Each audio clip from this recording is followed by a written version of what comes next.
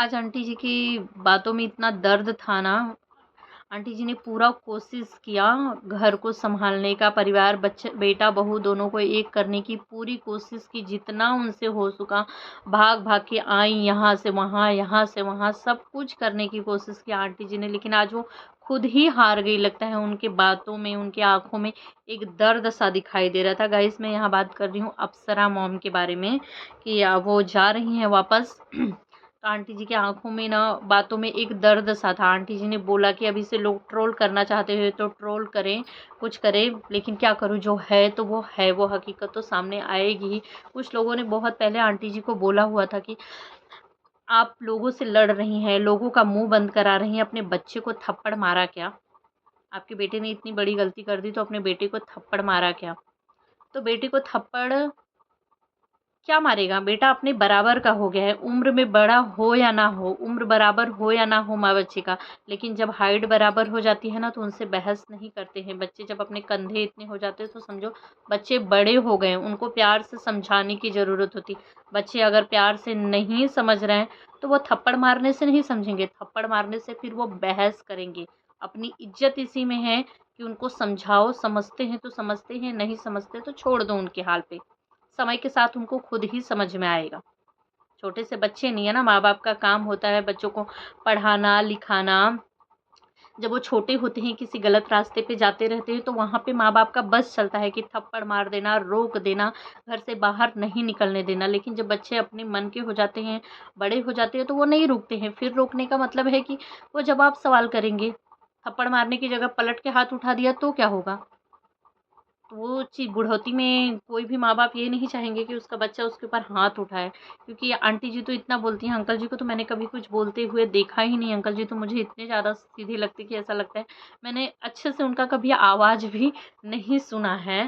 पर आंटी जी के आज बहुत दर्द था उनके वीडियोज़ में। आंटी जी ने मनीषा के लिए भी दर्द जताया कि मनीषा का फ़िक्र मुझे हमेशा लगा रहेगा। पर गाइस, मैं बता दूँ कि मैंने जितनी वीडियो देखी, भले ही इन लोगों के घर में शांति पूजा पाठ सब कुछ रखवाया इन लोगों ने।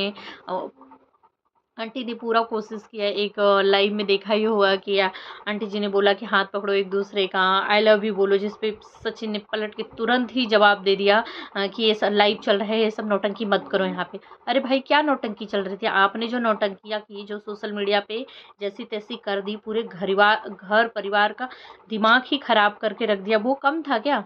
किसी दूसरी को, गर्लफ्रेंड को, सामने वाली बंदी को आई लव यू नहीं बोलने जाना था, उसका हाथ नहीं पकड़ना था, अपनी ही बीबी का हाथ पकड़ना था, अपनी बीबी को ही आई लव यू बोलना था, अपनी ही बीबी को प्यार जताना था। जो कि पूरा सोशल मीडिया चाहता है कि आप अच्छे से, सही से, जो सही है ना, झूठा प्यार जताने का ज़रूरत नहीं है, दिखावा नहीं करने का ज़रूरत है, लोगों को भ्रमित करने का ज़रूरत नहीं है। क्योंकि अब यहाँ पे सबकी आंखें खल चुकी है।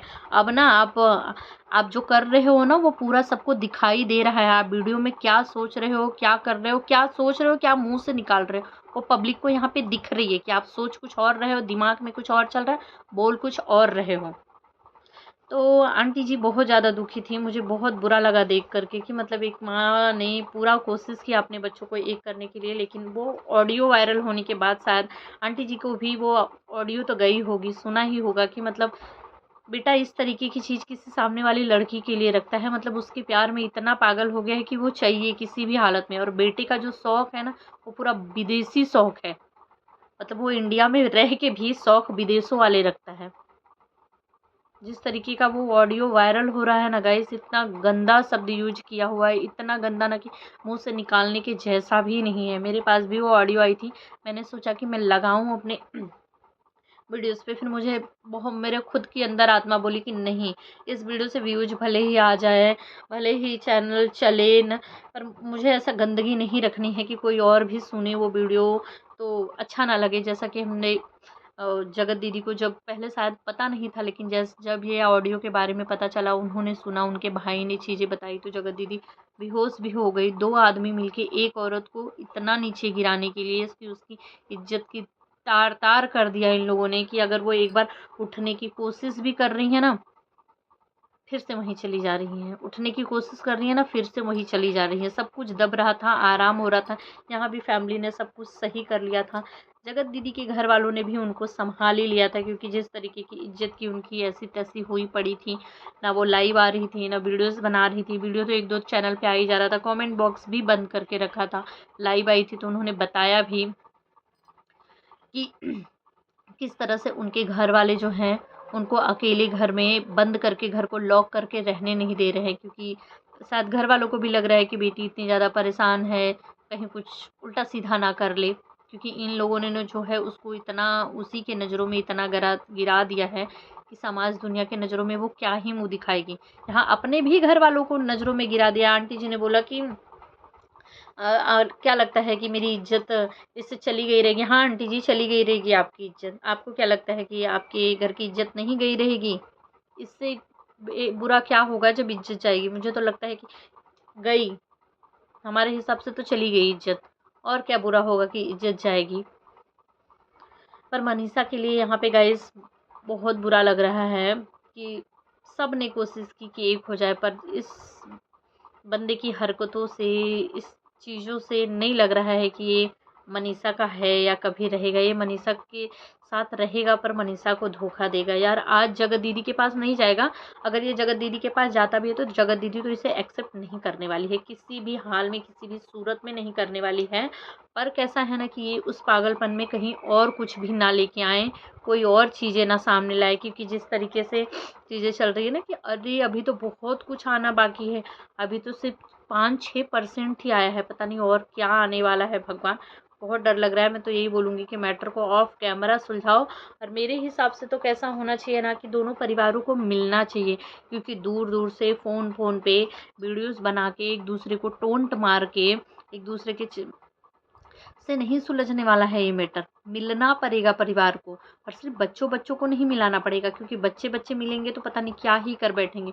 वहाँ पे बड़े लोगों को मिलना पड़ेगा पूरी समझदारी से, चाहे तो ये लोग यहाँ आ जाए या वो लोग वहाँ चले जाए, जाकर मिल के बैठ के सुलझाओ तो ही शायद सुलझेगा। क्योंकि जिस तरीके से ये लोग सोशल मीडिया से जुड़े हुए हैं ना, और जिस तरीके से ये प्यार में इतना पागल हुए पड़े हैं कि उस लड़की का, अब भैया अगर सच्चा प्यार किए होते ना तो इस तरीके की गंदी हरकतें कभी नहीं करती। ये सारी चीज़ें सोशल मीडिया पे इस तरीके की सोच कभी रखते ही नहीं। अपनी बीवी के लिए इंसान इस तरीके का सोच रखेगा कि दोनों मिलके यूज करेंगे? हमारे जगत जीजा जी का कहना है कि तुम्हारे पास अगर चीज़ें हैं, जगत भैया के लिए अगर तुम्हारे पास सबूत है, तुम्हारे पास चीज़ें हैं, तो उसको रखे रहो अपने पास। मेरी भी शादी हो जाने दो, हम दोनों ही मिल करके अच्छे से उसका यूज करेंगे। छी! और भी इतना गंदा, इतना घटिया शब्द बोला हुआ है ना कि मैं अपने मुँह से निकाल भी नहीं सकती। एक औरत के लिए आप लोग ऐसी सोच रखते हैं? बताओ वो माँ-बाप के ऊपर क्या ही गुज़रता होगा। आंटी जी एक बार और सब मैटर सॉल्व करने के लिए ही उतना दूर से भाग कर के इनके पास आईं, लेकिन ये जब भागने लगे कि ये जा रहे हैं रिलैक्स होने या आराम करने, थोड़ा बाहर विदेश जाने लगे थे, पता नहीं कहाँ चले गए थे। भैया इनकी माँ इनके लिए आई कि बहू बेटे का घर बसाऊँ, जो भी चीज़ें हैं उनको सही करूँ, ये चले गए। आंटी जी रो के गा के वापस चली गई थी। वापस गईं, फिर जब ये सारी चीज़ें होने लगी, मनीषा के सामने एक से एक चीज़ें आने लगी, आंटी जी को मन कहते हैं ना कि पूत पूत कपूत होए पर माता कुमाता न सुनी, है ना? क्या ही करेंगी? माँ थी शायद, जिस पैर गई वैसे ही उसी पैर वापस आना पड़ा। आई समझाने की, सुलाने की, सब कुछ सही करने की, पूजा पाठ, लोगों को बुलाना करना, भैया आई लव यू बोल दो, हाथ पकड़ लो, सब कुछ कर लो, अब तुम लोग एक साथ रहना करके, मतलब सब कुछ कर लिया उन लोगों ने, कर करके जा रहे हैं। अभी जब तक हैं तब तक ये शांत है।